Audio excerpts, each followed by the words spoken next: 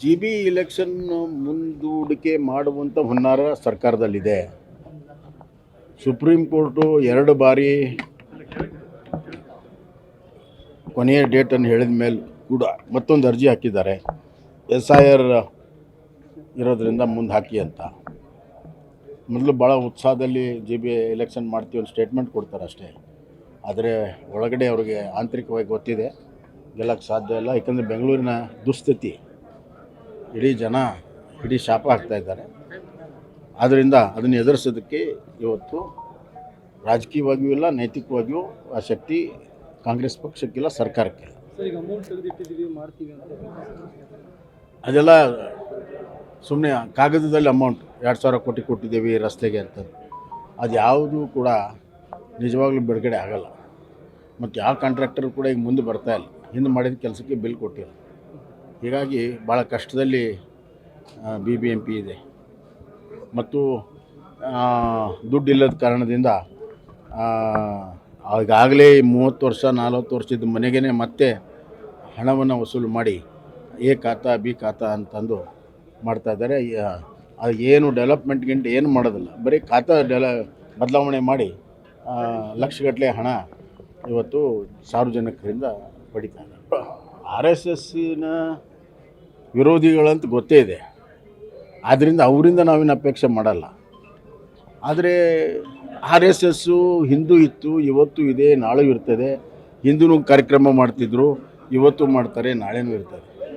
ಆದ್ದರಿಂದ RSS ಮುಂದೆ ಈ ಥರ ಭಾಳಷ್ಟು ಹೇಳಿಕೆಗಳು, ಭಾಳಷ್ಟು ವಿರೋಧಗಳನ್ನು ಎದುರಿಸೇ RSSಸು ಗಟ್ಟಿಯಾಗಿ ನಿಂತಿದೆ.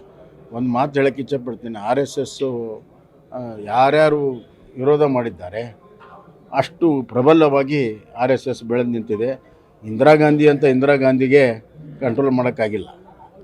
ಆದ್ದರಿಂದ ಈ ಸಭೆ ಆದಮೇಲೆ ಗೌರಿ ಲಂಕೇಶ್ ಅವ್ರದ್ದು MM ಕಲಬುರ್ಗಿ ಅವ್ರ ಹತ್ಯೆ ಆಗಿದೆ, ಆ ರೀತಿ ಇಲ್ಲಿ ಏನಾದರೂ ಆಗ್ಬೋದು ಅಂತ ಈ ರೀತಿ ಯಾವ ಸಭೆಯಿಂದ ಆಗಿದೆ ಅಂತ ಹೇಳ್ತಾರೆ ಅವರು? RSS ಸಭೆ.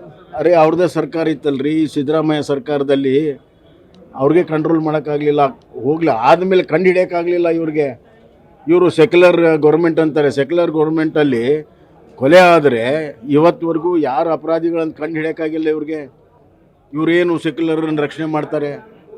ಇದೆಲ್ಲ ಸೆಕ್ಯುಲರ್ ಅನ್ನೋದು ಕೂಡ ಸುಳ್ಳು.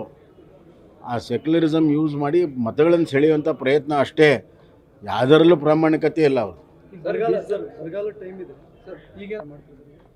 ಈಗಾಗಲೇ ನಮ್ಮ ಪಕ್ಷದಲ್ಲಿ ಈಗಾಗಲೇ ಎಲ್ಲ ಸೀನಿಯರ್ಸ್ ಎಲ್ಲ ಈಗ ಜಿಲ್ಲಾವಾರು ಮೀಟಿಂಗ್ಗಳನ್ನು ತೊಗೊಳ್ತಾ ಇದ್ದಾರೆ.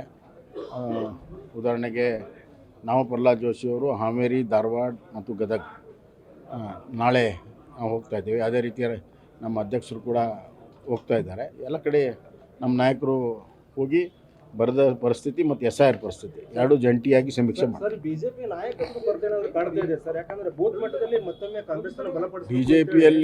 ಬಿಜೆಪಿಯಲ್ಲಿ ಎಲ್ಲ ಹಂತದಲ್ಲೂ ನಾಯಕತ್ವ ಇದೆ. ಯಾಕಂದರೆ ಒಂದು ಸಂಘಟಿತವಾಗಿರುವಂಥ ಪಕ್ಷ, ಅದು ಒಂದು ದಿವಸ ಅಲ್ಲ, ನಿರಂತರವಾಗಿ 12 ತಿಂಗಳು 24/7 ಸಂಘಟನೆಯನ್ನು ಮಾಡಿರುವಂಥ ನಾಯಕತ್ವ ಬೇಕಾದಷ್ಟಿದೆ. ಸಮಯ ಬಂದಾಗ ಗೊತ್ತಾಗ. ಸಾಮಾಜಿಕ ಜಾಲತಾಣ ತಮ್ಮ ಕಾರ್ಯಕರ್ತರು ಸರ್ ಕಾಂಗ್ರೆಸ್ ಎದುರಿಸಲಾಗ್ತಾ ಇಲ್ಲ ಅಂತೇಳಿ ಸರ್, ಅದೆಲ್ಲ ಕಾಂಗ್ರೆಸ್ಸಿನ ಹುನ್ನಾರ, ಅವೆಲ್ಲ ಏನು ನಡೆಯೋದಿಲ್ಲ. ಬರುವಂಥ ದಿನಗಳಲ್ಲಿ we are very strong on the ground.